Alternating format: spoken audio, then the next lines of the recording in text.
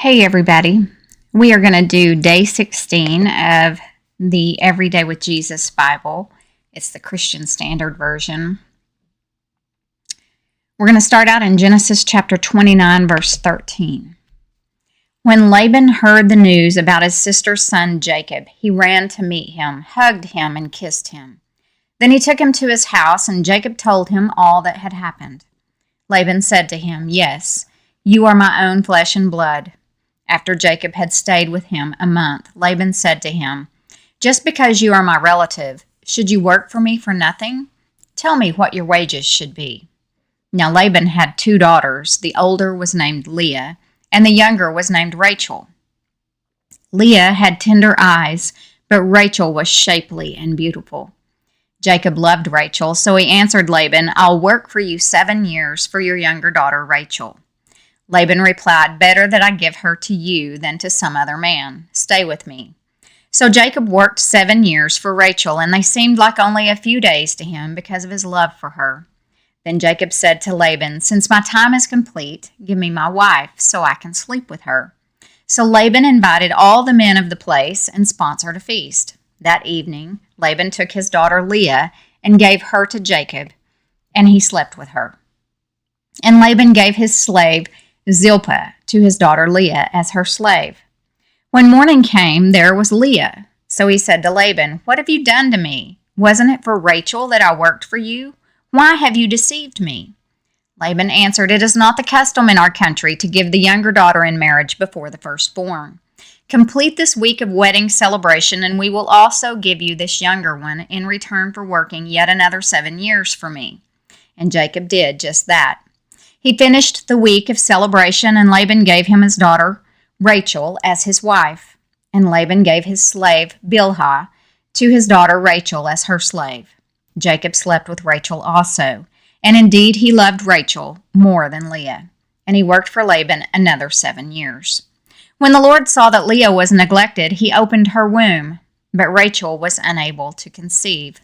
Leah conceived, gave birth to a son, and named him Reuben. For she said, "The Lord has seen my affliction. Surely my husband will love me now." She conceived again, gave birth to a son, and said, "The Lord heard that I am neglected, and has given me this son also." So she named him Simeon. She conceived again, gave birth to a son, and said, "At last my husband will become attached to me, because I have borne 3 sons for him." Therefore he was named Levi. And she conceived again, gave birth to a son, and said, "This time I will praise the Lord."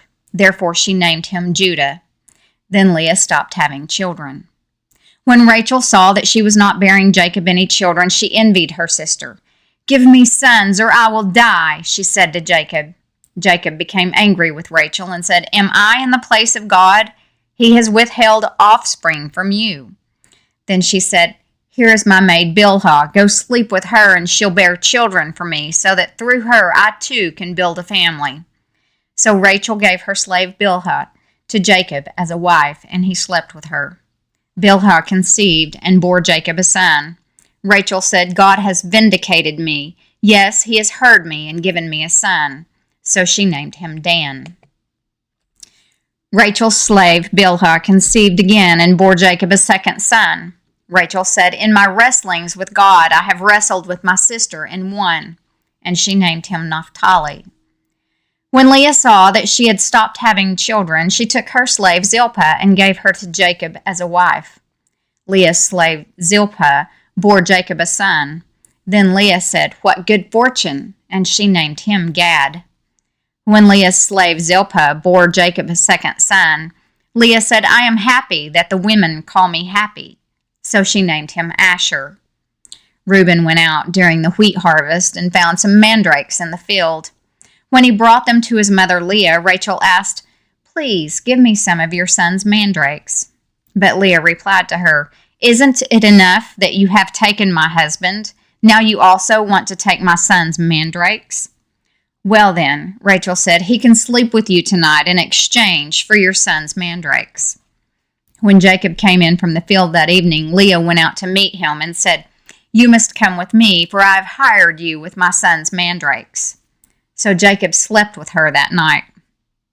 God listened to Leah, and she conceived and bore Jacob a fifth son.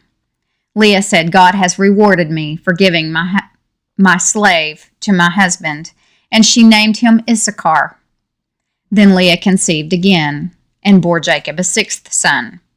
God has given me a good gift, Leah said. This time my husband will honor me because I have borne 6 sons for him. And she named him Zebulun. Later, Leah bore a daughter and named her Dinah. Then God remembered Rachel. He listened to her and opened her womb. She conceived and bore a son, and she said, God has taken away my disgrace. She named him Joseph and said, May the Lord add another son to me. After Rachel gave birth to Joseph, Jacob said to Laban, Send me on my way so that I can return to my homeland. Give me my wives and my children that I have worked for, and let me go. You know how hard I have worked for you. But Laban said to him, If I have found favor with you, stay. I have learned by divination that the Lord has blessed me because of you. Then Laban said, Name your wages, and I will pay them. So Jacob said to him, You know how I have served you, and how your herds have fared with me. For you had very little before I came, but now your wealth has increased. The Lord has blessed you because of me, and now when will I also do something for my own family? Laban asked, What should I give you? And Jacob said, You don't need to give me anything. If you do this one thing for me, I will continue to shepherd and keep your flock. Let me go through all your sheep today and remove every sheep that is speckled or spotted, every dark-colored sheep among the lambs, and the spotted and speckled among the female goats. Such will be my wages. In the future, when you come to check on my wages, my honesty will testify for me.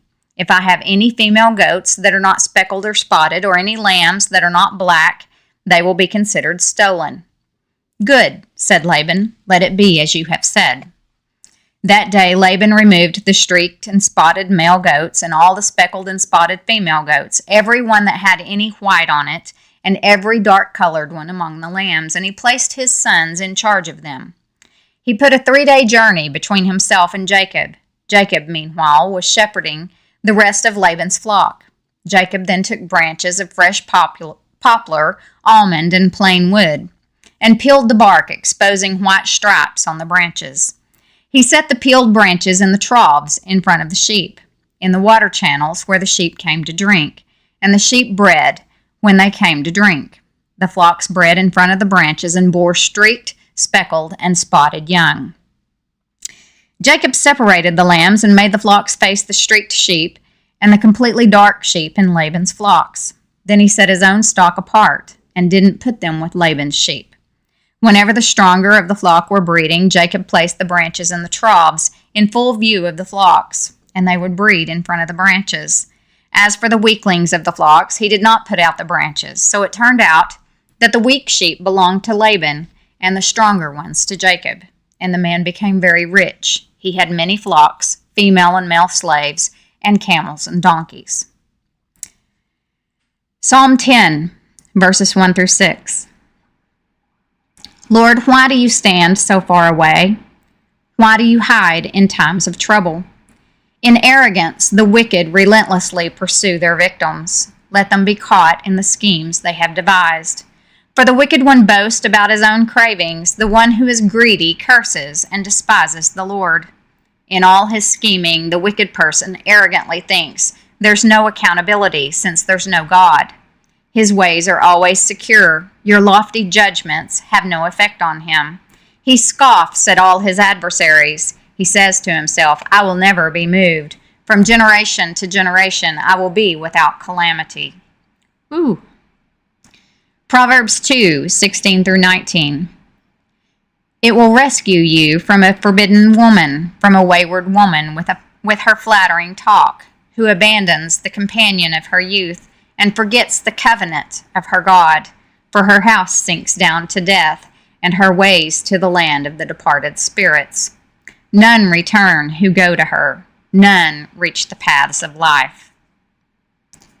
Matthew chapter 11, verses 1 through 19. When Jesus had finished giving instructions to his 12 disciples, he moved on from there to teach and preach in other towns. Now when John heard in prison what the Christ was doing, he sent a message through his disciples and asked him, "Are you the one who is to come, or should we expect someone else?"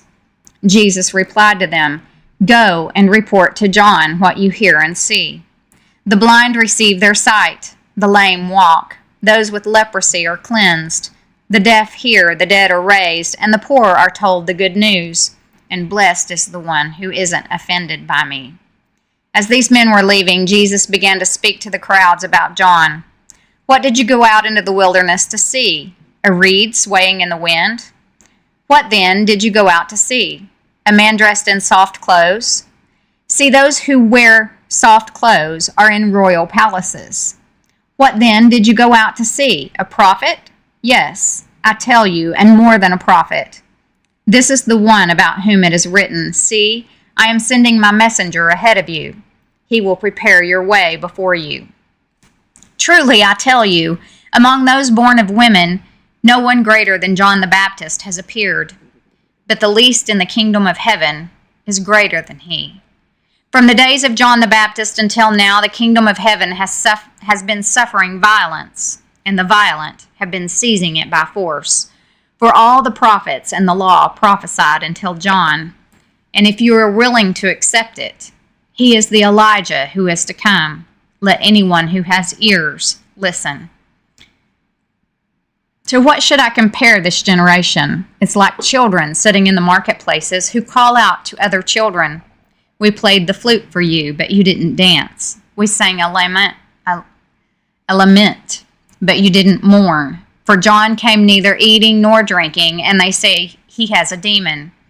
The Son of Man came eating and drinking, and they say, 'Look, a glutton and a drunkard, a friend of tax collectors and sinners.' Yet wisdom is vindicated by her deeds." So that completes day 16 of the daily Bible reading. And I'm going to slowly turn these pages in case somebody wants to read along with what's on the screen.